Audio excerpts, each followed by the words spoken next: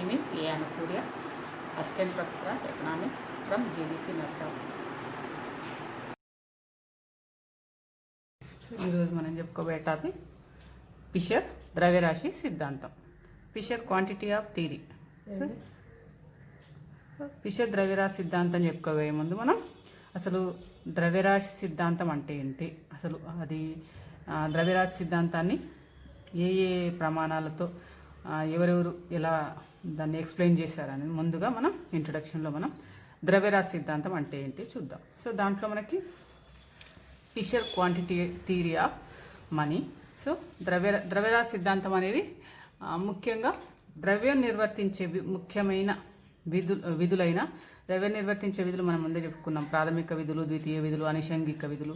దాంట్లో వినిమయ మాధ్యమం, విలువల కొలమానం, విలువల నిధి, సో అలా అనేక రకాల విధులని ద్రవ్యం నిర్వర్తిస్తుంది. Functions of money. సో ద్రవ్యం నిర్వర్తించే ముఖ్యమైన విధులలో 2 విధులను తీసుకొని అక్కడ ద్రవ్యరాశి సిద్ధాంతాన్ని రూపొందించడం జరిగింది. అందులో ద్రవ్యం నిర్వర్తించే ముఖ్య విధులైన వినిమయ మాధ్యమం, అదేవిధంగా విలువ నిల్వ ఆధారంగా ద్రవ్యరాశి సిద్ధాంతం రూపొందించడం జరిగింది. ఇక్కడ మనకి అంటే ద్రవ్యరాశి సిద్ధాంతం అనేది ద్రవ్యం నిర్వర్తించే ముఖ్యమైన విధులైన వినిమయ మాధ్యమం, మీడియం ఆఫ్ ఎక్స్చేంజ్, విలువ నిల్వ, వాల్యూ ఆఫ్ స్టోర్. సో దీన్ని బేస్ చేసుకొని ద్రవ్యరాశి సిద్ధాంతం అనేది రూపొందించింది. 2 విధులు, ద్రవ్యం నిర్వర్తించే 2 విధులు, వినిమయ మాధ్యమం, విలువల నిధి అనే వీటి ఆధారంగా ద్రవ్యరాశి సిద్ధాంతం రూపొందించింది.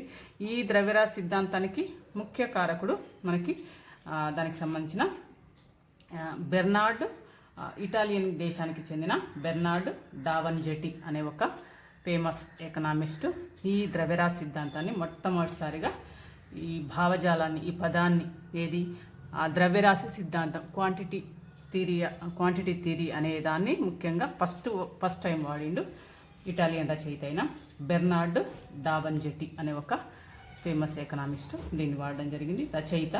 సో ఇతడు 1972లో రచించిన పొలిటికల్ డిస్కోర్స్ అనే గ్రంథంలో ద్రవ్యం విలువలో మార్పులపై ద్రవ్యరాశి భావన ఆధారంగా ఆయన చేసిన వివరణలో సాంప్రదాయ సిద్ధాంతంగా ద్రవ్యరాశి సిద్ధాంతం ప్రాచుర్యంలోకి వచ్చింది. అంటే ఈయనతో పాటుగా 1752లో డేవిడ్ హ్యూమ్ అనే ఈయన ఒక రచయిత, బెర్నార్డ్ డావన్జెట్టి.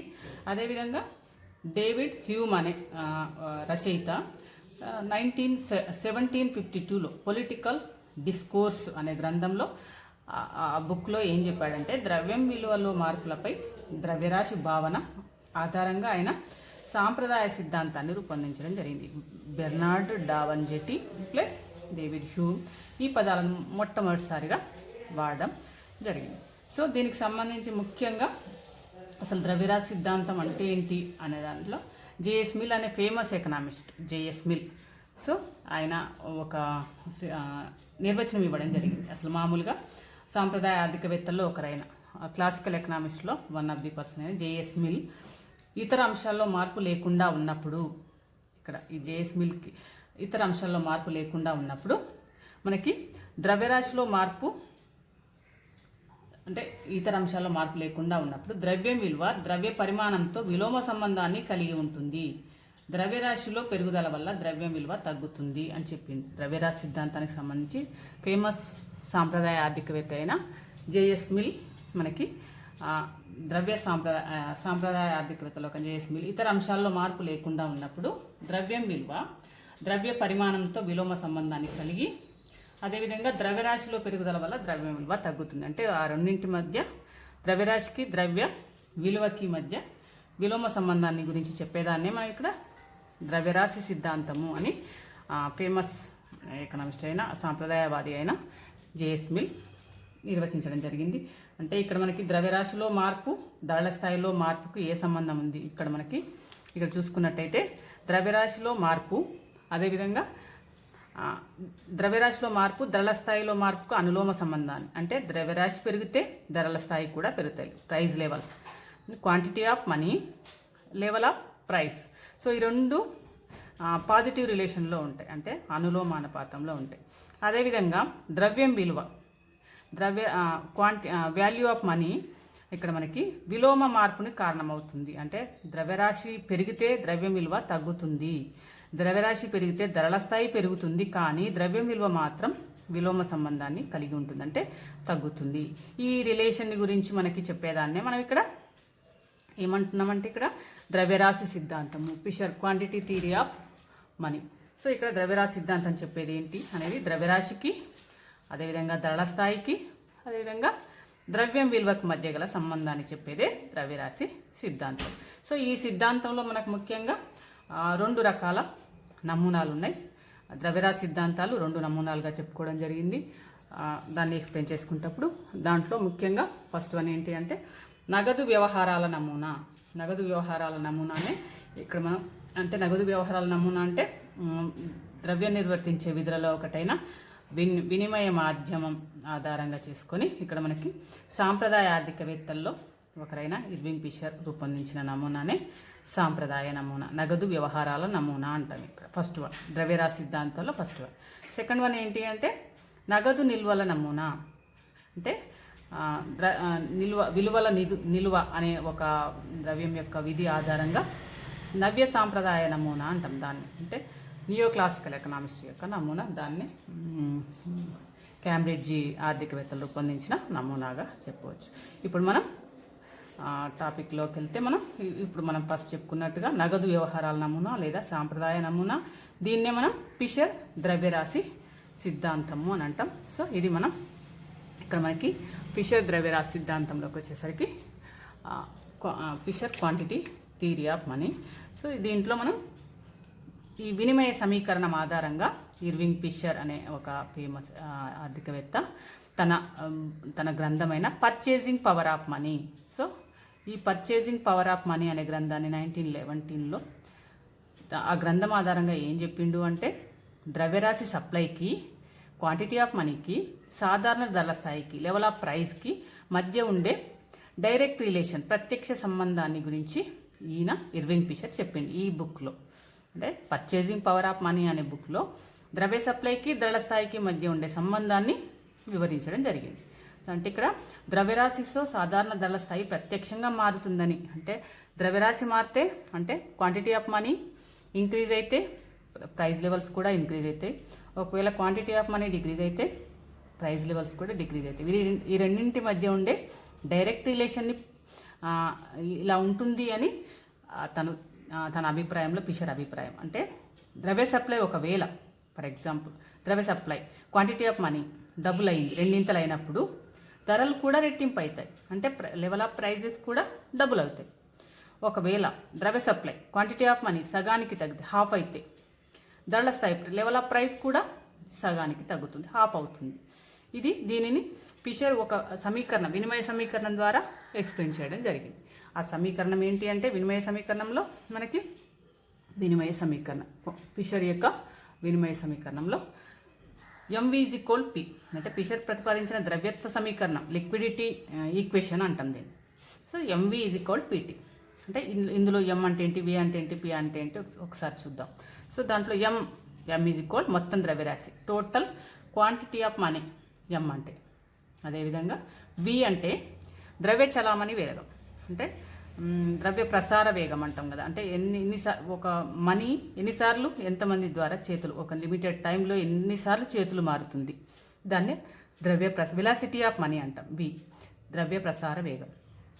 అంటే ఒక నిర్ణీత కాలంలో వస్తు సేవల కొనుగోలుకై ఒక యూనిట్ ద్రవ్యాన్ని సగటున ఖర్చు చేసిన సందర్భాల సంఖ్యనే అక్కడ మనం వెలాసిటీ ఆఫ్ మనీ అంటాం. ఒక ఎన్నిసార్లు వస్తు సేవలను కొనుగోలు చేయడానికి మనీని ఉపయోగిస్తున్నాం, దాన్ని వెలాసిటీ ఆఫ్ మనీ అంటాం. ద్రవ్య చలామణి వేగం, ద్రవ్య ప్రసార వేగం అంటాం. సో నెక్స్ట్ ఇక్కడ పి అనేది, పి ఈజ్ ఈక్వల్ సాధారణ ధరల స్థాయి, జనరల్ ప్రైస్ లెవెల్స్ అంటాం. అదేవిధంగా టీ ఈజ్ ఈక్వల్ వస్తు సేవల కొనుగోలుకు చేసిన వ్యవహారాల సంఖ్య, ట్రాన్సాక్షన్స్ అంటాం. టీ ఈజ్ ఈక్వల్ ట్రాన్సాక్షన్స్, అంటే వస్తువులు సేవలు కొనుగోలు చేసేటప్పుడు ఎన్నిసార్లు కొనుగోలు చేసిరు అనేది టీ తెలుపుతుంది ఇక్కడ మనకి, టీ సంబంధించి. సో ఇది మనకి ఎంవి ఈజ్ ఈక్వల్ పిటి. ఇప్పుడు ఈ సమీకరణంలో మనం ఒక్కసారి చూసినట్టయితే ఎంవి ఒక నిర్ణీత సమయంలో సమిష్టి సప్లై, ద్రవ్య సప్లైని తెలియజేస్తుంది. ఎంవి అనేది ద్రవ్య సప్లైని తెలిపితే పీటీ అనేది ద్రవ్యానికి సంబంధించిన డిమాండ్ని తెలుపుతుంది. అంటే ధరల స్థాయి ప్లస్ వస్తు సేవలను ఎన్నిసార్లు వ్యాపార వ్యవహారాలు కలిపితే అక్కడ డిమాండ్ అవుతుంది. ఇదేమో ద్రవ్యరాశి ప్లస్ ద్రవ్య ప్రసార వేగం, ఎన్నిసార్లు చేతులు మారుతాయి. ఇది సప్లై, ఇదేమో డిమాండ్. సో ఇక్కడ మనకి ఎంవి అనేది నిర్ణీత సమయంలో ద్రవ్య సప్లై అంటే మొత్తం వినిమయంని ఎంవి అంటాం. అదేవిధంగా పీటీ అనేది ఒక నిర్ణీత కాలంలో కొనుగోలు చేసిన అన్ని వస్తువుల ద్రవ్య విలువ. అంటే ఇక్కడ దీన్ని ద్రవ్యానికి ఉండే డిమాండ్ అంటాం. సో ఇక్కడ మనకి ద్రవ్యానికి ఉండే డిమాండ్ అవుతుంది. పీటీ అనేది డిమాండ్ అవుతుంది. ఎందుకు అంటే దాని వస్తువు యొక్క ధర ప్లస్ దాని ట్రాన్సాక్షన్, ఎన్నిసార్లు ట్రాన్సాక్షన్ అయింది, రెండు కలిపితే మనకి ద్రవ్యానికి ఉండే డిమాండ్ అంటాం. దాన్ని పీటీని డిమాండ్ అంటాం. అంటే ఇక్కడ ఎంవి ఈక్వల్ పీటీ ప్రకారం ద్రవ్య సప్లై ద్రవ్య డిమాండ్కు సమానము అని ఫిషర్ ద్రవ్యరాశి సమీకరణంలో మనం చెప్పుకోవచ్చు. అంటే ఇది ద్రవ్యత్వ సమతౌల్యాన్ని, లిక్విడిటీ ఈక్విలిబ్రియంను ఎక్స్ప్లెయిన్ చేస్తుంది ఎంవి ఈక్వల్ పీటీ అనేది. దీన్ని ద్రవ్య సమీకరణం అని కూడా అంటాం. అంటే మనీ, ఈక్వేషన్ ఆఫ్ మనీ అని కూడా అకార్డింగ్ టు ఎర్వింగ్ ఫిషర్ ప్రకారం చెప్పడం జరిగింది. సో మనం దీనికి సంబంధించి డీప్ ఎక్స్ప్లెనేషన్లోకి వెళ్తే మనం ఈ సమీకరణంను మనం ఎంవి ఈక్వల్ పీటీ అంటే మళ్ళీ దాన్ని ఎలా చేసుకోవచ్చు, పి ఈజ్ ఈక్వల్ ఇక్కడ మనకి చూసినట్టయితే, సో పి ఈజ్ ఈక్వల్ వినిమయ సమీకరణం MV is equal PT. So అదేవిధంగా పి ఈజ్ ఈక్వల్ టీ అనేది ఈజ్ ఈక్వల్ టీ వెళ్ళిపోతే భిన్నం అవుతుంది అన్న సమీకరణం ప్రతిపాదించడం జరిగింది. అంటే పి వాల్యూ అంటే ధరల స్థాయిని ఏవేవి డిసైడ్ చేస్తాయి. టీ వీలు నిలకడగా ఉంటాయి, అంటే కాన్స్టంట్గా ఉంటాయి. T transaction velocity of money ఒక లిమిటెడ్ టైంలో కాన్స్టెంట్గా ఉంటాయి. కాబట్టి ఇక్కడ ద్రవ్యరాశి ఎమ్ ధరల స్థాయిని ప్రభావితం చేస్తుంది. అంటే క్వాంటిటీ ఆఫ్ మనీ అనేది లెవెల్ ఆఫ్ ప్రైస్ని డిసైడ్ చేస్తుంది అని చెప్పడంలో ఈ సమీకరణం యొక్క ఉద్దేశం. సో మనకి ఇక్కడ ద్రవ్యరాశి ఈ సిద్ధాంతంలో మనకు వివరణలోకి వెళ్తే ఈ సిద్ధాంతానికి సంబంధించి సో ఈ సమీకరణంలో మనం ఇక్కడ చూసుకున్నట్టయితే ప్రాథమిక ద్రవ్యం లేదా నగదు ద్రవ్యం మాత్రమే పరిగణలోకి తీసుకుని తర్వాత ఇక్కడ బ్యాంకు ద్రవ్యం ఉంటుంది ప్లస్ ప్రజల దగ్గర ఉండే కరెన్సీ ఉంటుంది. కాబట్టి ఇక్కడ రెండు సంకేతాలతో ఇండికేటర్స్ సూచించడం జరిగింది ఇర్వింగ్ ఫిషర్ ప్రకారం. మనం ఇంతకుముందు చెప్పుకున్నట్టుగా ఎంవి ఈజ్ ఈక్వల్ పీటీ అని చెప్పుకున్నాం. ఇక్కడ ఎంవి ప్లస్ M1 V1 అనేవి ఉన్నాయి. సో ఇది ఈక్వేషన్ ఫస్ట్ ఇక్కడ మనకి. నెక్స్ట్ది అంటే ఎం అనేది మనకు తెలుసు, ద్రవ్య ప్రసార ద్రవ్యం యొక్క మనీ, ఇక్కడ quantity of money, velocity of money, ఇది ఓన్లీ ప్రజల దగ్గర ఉండేది. ఇక్కడ M1 V1 అనేదేమో బ్యాంకు ద్రవ్యం, పరపతి ద్రవ్యం అంటాం. Credit money, credit money means బ్యాంకులు ట్రాన్సాక్షన్ చేసి బ్యాంకుల దగ్గర ఉండే మనీ. సో వి అనేది బ్యాంకు ద్రవ్య ప్రసార వేగం, velocity of money of banks. So M1 V1 so is equal PT. PT అనేది మనకి లెవెల్ ఆఫ్ ప్రైస్ ట్రాన్సాక్షన్స్ అనేవి ఫస్ట్. లేదా మళ్ళీ దీన్నే మనం ఇంతకుముందు చెప్పుకున్నట్టుగా పీని ఇలానే ఉంచేసి టీని ఈజ్ ఈక్వల్ టు ఇతలు తీసుకెళ్ళినప్పుడు మనకి P is equal MV plus M1 V1 by T అవుతుంది. ఇది రెండవ సమీకరణంలోకి వచ్చేస్తే. సో ఇక్కడ మనకి ఈ విధంగా ఇది బ్యాంకు మనీ ప్లస్ ప్రజల దగ్గర ఉండే మనీ. సో మొదటి సమీకరణంలో ఎడమ భాగం ద్రవ్య సప్లై, అంటే ఇక్కడ మనకి ఈ సమీకరణంలో ఈ భాగం సప్లై ఆఫ్ మనీ, ఈ భాగం demand for money. So PT ద్రవ్య డిమాండ్ని సూచిస్తాయి. ఇక్కడ మనకు తెలుసు ఇది ఈ భాగం సప్లై ఆఫ్ మనీ, ఇది డిమాండ్ ఫర్ మనీ. సో ఈ రెండవ సమీకరణం పరిశీలిస్తే మనకి ఏమర్థమవుతుంది, ఇక్కడ ధరల స్థాయి ఏ అంశాలపై ఆధారపడి, పి అనేది ప్రైస్ లెవెల్ దేనిపై ఆధారపడి ఉంటుంది అంటే మనకి ఇక్కడ మనకు తెలుసు టీ అనేది కాన్స్టెంట్, వి అనేది కాన్స్టెంట్. సో దేని మీద ఆధారపడి ఉంటుంది అంటే మెయిన్గా సప్లై క్వాంటిటీ ఆఫ్ మనీపై ఆధారపడి ఉంటుంది. అంటే దేని మీద ఆధారపడి ఉంటుంది అనడానికి మనకి ఇక్కడ కొన్ని అంశాలు ఒక్కొక్కటి మనకి.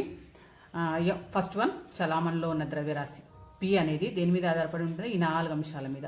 ఇందులో చలామణిలో ఉన్న ద్రవ్యరాశి అంటే ఎంత ఉంది, క్వాంటిటీ ఆఫ్ మనీ. నెక్స్ట్ చలామణిలో ఉన్న ద్రవ్యరాశి చలామణి వేగం, వెలాసిటీ ఆఫ్ మనీ వి అనేది. నెక్స్ట్ బ్యాంకు ద్రవ్య పరిమాణం M1, ఇంతకుముందు చెప్పుకున్నట్టుగా M1 అనేది ఇది M అనేది ప్రజల దగ్గర ఉండే మనీ, ఇదేమో బ్యాంకు ద్రవ్యం. నెక్స్ట్ V1 అనేది velocity of money of banks V1. Next T అనేది వ్యవహారాల సంఖ్య, ట్రాన్సాక్షన్స్ మొత్తం, టోటల్ ట్రాన్సాక్షన్స్ అంటాం ఇక్కడ మనకి. ఈ 5 కాన్సెప్ట్ ఇవన్నీ కలిసి మనకి ఇక్కడ లెవెల్ ఆఫ్ ప్రైజ్ని డిసైడ్ చేయడం జరుగుతుంది. సో ఇక్కడ మనకి లెవెల్ ఆఫ్ ప్రైజ్ని డిసైడ్ చేయడం జరుగుతుంది. సో ఈ విధంగా మనకి ఈ సమీకరణంలో V1T అనేది మనం ఇంతకుముందు చెప్పుకున్నట్టుగానే కాన్స్టెంట్ VTలు కాన్స్టెంట్గా ఉన్నప్పుడు ద్రవ్యరాశికి ధరల స్థాయికి మధ్య అనులోమ లేదా డైరెక్ట్ రిలేషన్ లేదంటే ప్రత్యక్ష సంబంధాన్ని, అదేవిధంగా ద్రవ్యరాశికి ద్రవ్యం విలువలకు మధ్య ఉండే విలోమ సంబంధాన్ని మనం ఫస్ట్ ఈక్వేషన్లో చెప్పుకున్నాం. ద్రవ్యరాశి అంటే ఏంటి అంటే ద్రవ్యరాశికి ద్రవ్యం యొక్క విలువకి అదేవిధంగా ధరల స్థాయికి మధ్య ఉండే సంబంధాన్ని చెప్పేదే ద్రవ్యరాశి సిద్ధాంతం. ఇప్పుడు ఇక్కడ ఈ ఫిషర్ ప్రకారం ద్రవ్యరాశికి ధరల స్థాయికి అనులోమ సంబంధం పాజిటివ్ రిలేషన్, అదే దాన్ని ప్రత్యక్ష సంబంధం అంటాం. అదేవిధంగా ద్రవ్యరాశికి ద్రవ్యం విలువకి విలోమ సంబంధం అంటే నెగిటివ్ రిలేషన్ ఉంటుంది. సో దీన్ని బట్టి మనకి అలా ఆ విధంగా ఉంటుంది అని ఈ సమీకరణ రూపంలో ఇర్వింగ్ ఫిషర్ ఎక్స్ప్లెయిన్ చేయడం జరిగింది. సో దానికి ఒక ఎగ్జాంపుల్ కూడా తీసుకోవడం జరిగింది. ఫర్ ఎగ్జాంపుల్ ఫిషర్ సమీకరణాన్ని ఒక ఉదాహరణ ద్వారా అర్థం చేసుకోవడానికి ప్రయత్నిస్తే ఇక్కడ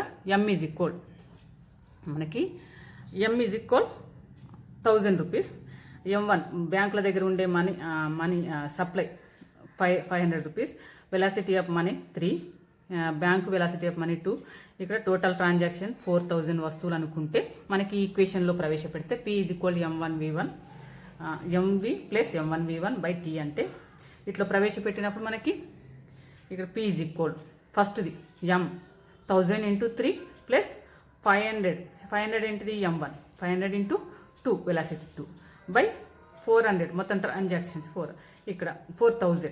సో ఇది ఇలా మనకి క్యాలిక్యులేషన్ చేస్తే 3000 ప్లస్ 5 to the 1000 4000 బై 4000 ఇక్కడ 4000 పోతే P ఈజ్ ఈక్వల్ 1 అంటే ద్రవ్యం విలువ ఇక్కడ మనకి ఎంత వస్తుంది అంటే వెలాసిటీ ఆఫ్ మనీ 1గా ఉంటుంది. ఒకవేళ ద్రవ్య సప్లై రెట్టింపు చేసినాం ఎంలో చేంజ్ వచ్చింది అనుకుందాం.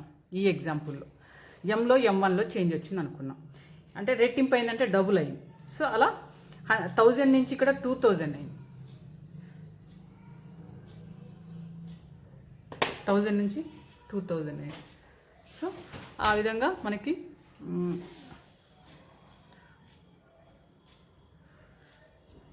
ఛార్జింగ్ లేనట్టుంది.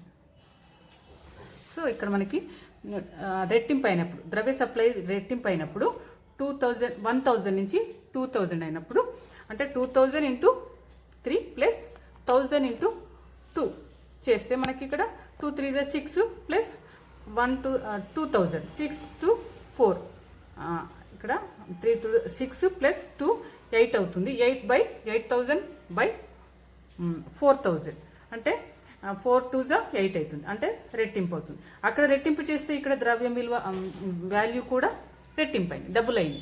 సో ఈ విధంగా మనకి ఫిషర్ ద్రవ్యరాశి సిద్ధాంతం ప్రకారం ద్రవ్యరాశి రెట్టింపు అయితే ద్రవ్యం విలువ కూడా రెట్టింపు అవుతుంది అని ఈక్వేషన్లో మనం చెప్పడం జరిగింది. అంటే ద్రవ్యం విలువ కూడా రెట్టింపు అవుతుంది, డబుల్ అవుతుంది అని మనం ఇక్కడ ఈక్వేషన్లో నిరూపించడం. సో ద్రవ్య సప్లై రెండింతలైనప్పుడు ధరల స్థాయి 2 రెట్లు పెరిగింది, ద్రవ్యం విలువ 1 నుంచి హాఫ్కు సగానికి పడిపోతే అది కూడా తగ్గుతుంది అని దీంట్లో ఒక గ్రాఫ్ ద్వారా ఎక్స్ప్లెయిన్ చేయడం జరిగింది. సో ఆ గ్రాఫ్లో మనం ఒకసారి చూద్దాం.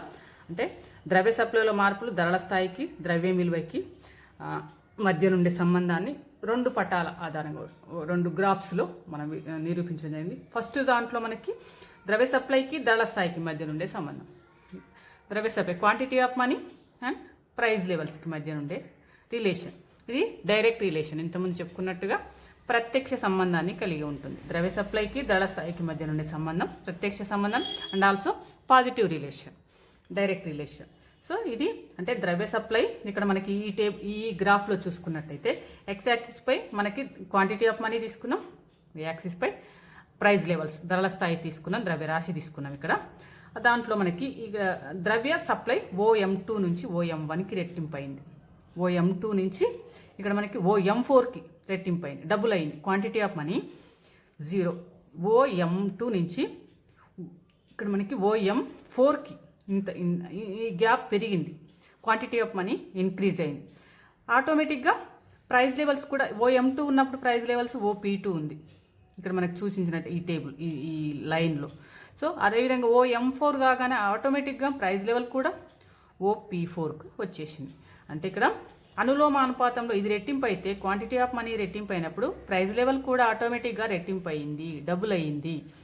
ఒకవేళ క్వాంటిటీ ఆఫ్ మనీ ద్రవ్య సప్లై OP4 నుంచి OP2కి తగ్గింది అనుకుందాం, అంటే ద్రవ్య సప్లై అంటే M4 నుంచి M2కి లేదంటే M2 నుంచి Mకి తగ్గితే ఆటోమేటిక్గా ప్రైస్ లెవెల్స్ కూడా P2 నుంచి Pకి తగ్గుతాయి.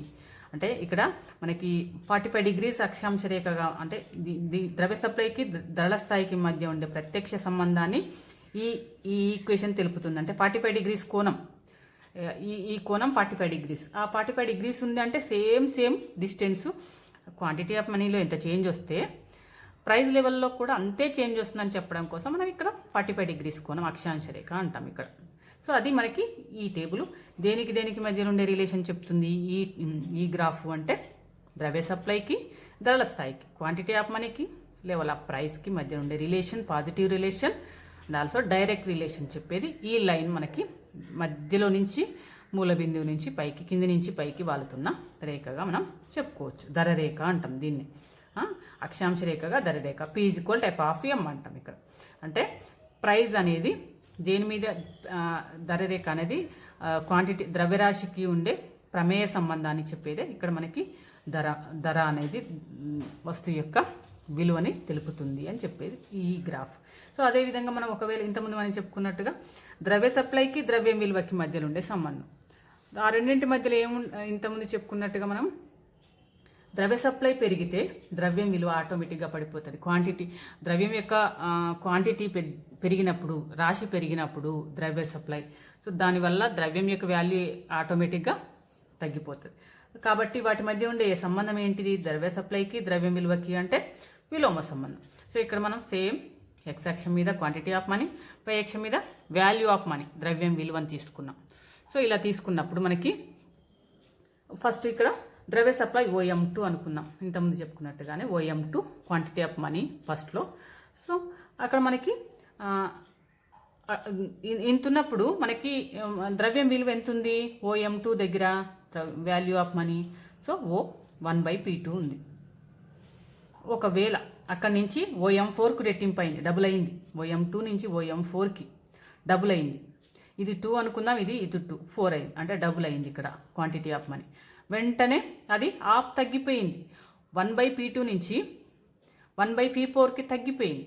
ఏది? వాల్యూ ఆఫ్ మనీ, అంటే ద్రవ్యం విలువ తగ్గింది. ఇది ఎంత రెట్టింపు అయిందో అది హాఫ్ తగ్గింది. సో ఈ విధంగా అంటే ద్రవ్యం విలువకి ధరల స్థాయికి మధ్య నుండే ద్రవ్యం విలువకి ద్రవ్య సప్లైకి మధ్యలో ఉండే సంబంధం ఇది విలోమ సంబంధాన్ని తెలిపే రేఖ.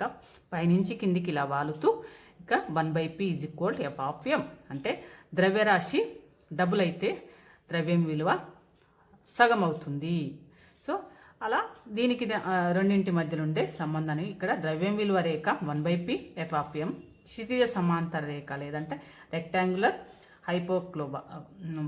హైపర్బోలా అనే రేఖగా ఇక్కడ మనకి ద్రవ్య సప్లైకి ద్రవ్యం విలువకి మధ్య నుండి 1/Pకి మధ్య ఉండే విలోమ సంబంధాన్ని తెలిపే రేఖగా ఈ రెండింటి ద్రవ్యం విలువకి ద్రవ్యరాశికి మధ్య సంబంధం ఇది చెప్తే, అదేవిధంగా మనకి ఈ పై గ్రాఫ్ మాత్రం ద్రవ్యరాశికి ధరల స్థాయికి మధ్య నుండే సంబంధాన్ని తెలుపుతుంది. కింది నుంచి పైకి వాళ్తుండే పాజిటివ్ రిలేషన్, ఇదేమో మనకి నెగిటివ్ రిలేషన్. ఒకటి పెరిగితే ఇది ద్రవ్యరాశి రెట్టింపు అయినప్పుడు ద్రవ్యం విలువ హాఫ్ అవుతుంది, ద్రవ్యరాశి సగమైనప్పుడు ద్రవ్యం విలువ రెట్టింపు అవుతుంది. ఈ రెండింటి మధ్యలో ఉండే రిలేషన్. సో దీనికి సంబంధించిన ప్రమేయాల్లోకి వెళ్తే assumptions of Fisher quantity theory of మనీలో మనకి కొన్ని ప్రమేయాలు ఉన్నాయి. సో అందులో ధరల స్థాయి P ఉదాసీనంగా ఉంటుంది, అనగా ఇది స్వతంత్ర చలాంకం. సమీకరణంలో ధరల స్థాయి ఇతర అంశాలపై ఆధారపడుతుందే తప్ప ధర ఇతర అంశాలను ప్రభావితం చేయలేదు. అంటే ధరని ఇతర అంశాలు ప్రభావితం చేస్తాయి తప్ప ధర దేనిని ప్రభావితం చేయదు. అంటే ఉదాసీనంగా ఉంటుంది, అంటే తన పని తను అంటే ధరని ఇతర అంశాలు ప్రభావితం చేస్తాయి తప్ప ధర ఏమీ చేయదు. నెక్స్ట్ వన్ ద్రవ్య ప్రసార వేగం. దీన్ని ద్రవ్య చలామణి వేగం అనేది నిలకడగా ఉంటుంది. ఇంతకుముందు మనం VT కాన్స్టెంట్గా ఉంటాయని చెప్పుకున్నాం. సో ఇక్కడ ద్రవ్య చలామణి వేగం నిలకడగా ఉంటుంది. ఇది కూడా ఒక అజంప్షన్స్ ప్రమేయాలలో ఫిషర్ ద్రవ్యరాశి సిద్ధాంతంలో. అదేవిధంగా ఒక నియమిత కాలంలో జరిగే వ్యవహారాలు టీ అనేవి కూడా ద్రవ్య సప్లై, ఎం ద్రవ్య చలామణి వేగం, వి దళ స్థాయిపై ఆధారపడని స్వతంత్ర చలాంకం అని చెప్పిండు. అంటే ఈ రెండు స్థిరంగా ఉంటాయి. ఇంతకుముందు చెప్పుకున్నట్టుగా టీ, వి ట్రాన్సాక్షన్ వ్యవహారాలు, వ్యాపార వ్యవహారాలు, వెలాసిటీ ఆఫ్ మనీ అనేవి స్థిరంగా ఉంటాయి, దేన్ని ప్రభావితం చేయలేవు. అంటే స్వల్పకాలంలో మారవు అని, అంటే షార్ట్ టైంలో ఇవి స్థిరంగా ఉంటాయి అని అర్థం. నెక్స్ట్ వన్, ఆర్థిక వ్యవస్థలో సంపూర్ణ ఉద్యోగిత ఉంటుంది కూడా ఈ సిద్ధాంత ప్రమేయం చెప్పింది. ఉంటుందని అంటే ఎకానమీలో ఫుల్ ఎంప్లాయ్మెంట్ ఉంటుందండి. అలా ఉన్నప్పుడు మాత్రమే ఈ ఎంవీజీ కోడ్ పీటీ అనేది పాసిబుల్ అవుతుంది అని దీనికి సంబంధించిన ఒక ప్రమేయం. నెక్స్ట్ దీనికి సంబంధించి పి ఉదాసీనంగా ఉండి వీటీలు స్థిరంగా ఉన్నప్పుడు ద్రవ్యరాశి సాధారణ ధరల స్థాయిని ప్రభావితం చేస్తుంది. అంటే ఇక్కడ పి కూడా మారకుండా ఉంటే, ఇంతకుముందే ఉదాసీనంగా ఉంటుందని చెప్పుకున్నాం, అలా ఉన్నప్పుడు వీటీలు కూడా కాన్స్టెంట్గా ఉంటే, వెలాసిటీ ఆఫ్ మనీ, ట్రాన్సాక్షన్లు కూడా స్థిరంగా ఉంటే ద్రవ్యరాశి అనేది, క్వాంటిటీ ఆఫ్ మనీ అనేది లెవెల్ ఆఫ్ ప్రైజ్ని ప్రభావితం చేస్తుంది. అనగా ద్రవ్యరాశి అధికంగా ఉన్నప్పుడు ధరల స్థాయి హెచ్చుగా పెరుగుతుంది. ఆటోమేటిక్గా ధరలు పెరిగిపోతాయి. ప్రజల దగ్గర హ్యాండ్ మనీ ఎక్కువగా ఉన్నప్పుడు దాని ప్రభావం ధరల స్థాయి మీద కంపల్సరీ పడుతుంది. ఇది మనకి ఫిషర్ ద్రవ్యరాశి సిద్ధాంతం, దానికి సంబంధించిన అంశాలు. సో ఇక్కడ మనకి ఫిషర్ ద్రవ్యరాశి సిద్ధాంతంలో ఇంతవరకు ఎంవి ఈజ్ ఈక్వల్ పీటీ, దానికి సంబంధించిన కొన్ని అంశాలు. దీనికి సంబంధించి మనకి కొన్ని ఈ సిద్ధాంతంలో కొన్ని రకాల విమర్శలు కూడా ఈ సిద్ధాంతంపై కొంతమంది విమర్శకుల అభిప్రాయం ప్రకారం ఈ సిద్ధాంతం కొన్ని అంశాలని విస్మరించడం జరిగింది అని విమర్శించారు. సో ఫిషర్ భావించినట్టు ఆయన సమీకరణం చలాంకాలు వేటికవే స్వతంత్రమైనవి కావు. అంటే ఇక్కడ ద్రవ్య సప్లై పెరిగితే బ్యాంకు ద్రవ్యం పెరుగుతుంది, ద్రవ్య చలామణి వేగం పెరుగుతుంది, కానీ ఇక్కడ వి కాన్స్టెంట్ అని చెప్పింది అక్కడ. సో ఇది కూడా ఒక రకంగా విమర్శ. అదేవిధంగా ఫిషర్ ప్రకారం ధరల స్థాయి ఉదాసీనంగా ఉంటుందని ప్రమేయం చేసింది, కానీ ధరల స్థాయి పెరిగితే లాభాలు పెరిగి వ్యాపారం పెరుగుతుంది, దాని ప్రభావం టీ కూడా ఇంక్రీజ్ అవుతుంది. సో ఇవి రెండు స్థిరంగా ఉంటాయని చెప్పింది. ధరల స్థాయి ఉదాసీనంగా ఉంటుందని చెప్పాడు, అది కూడా వాస్తవం కాదు. సో నెక్స్ట్ ద్రవ్య సప్లై పెరిగినప్పుడు ధరల స్థాయి పెరుగుతుందని చెప్పిండు, కానీ ధరల స్థాయిలో ద్రవ్యంతో సంబంధం లేకుండా స్వతంత్రమైన మార్పులు కూడా రావచ్చు అనేది విమర్శకుల యొక్క అభిప్రాయం. సో అదేవిధంగా మనకి స్వల్పకాల మార్పులను వివరించలేదు. అంటే ఫిషర్ సమీకరణంలో స్వల్పకాలంలో మనకి ద్రవ్య చలామణి వేగం వి వ్యాపార వ్యవహారాలు నిలకడగా ఉంటాయని ప్రమేయం చేసింది. కాబట్టి స్వల్పకాలంలో ఎదురయ్యే సమస్యలే నిజమైన సమస్యలు అంటాడు కీన్స్. అంటే సాంప్రదాయ ఆర్థికవేత్తల్లో ఉన్న కొన్ని లోటుపాట్లని విమర్శ చేసిండు జేఎం కీన్స్. సో మళ్ళీ ఈ సాంప్రదాయ ఫిషర్ ద్రవ్యరాశి సిద్ధాంతంలో సంపూర్ణ ఉద్యోగిత పరిస్థితుల గురించి కూడా ఎక్స్ప్లెయిన్ చేయడం జరిగింది ఇక్కడ.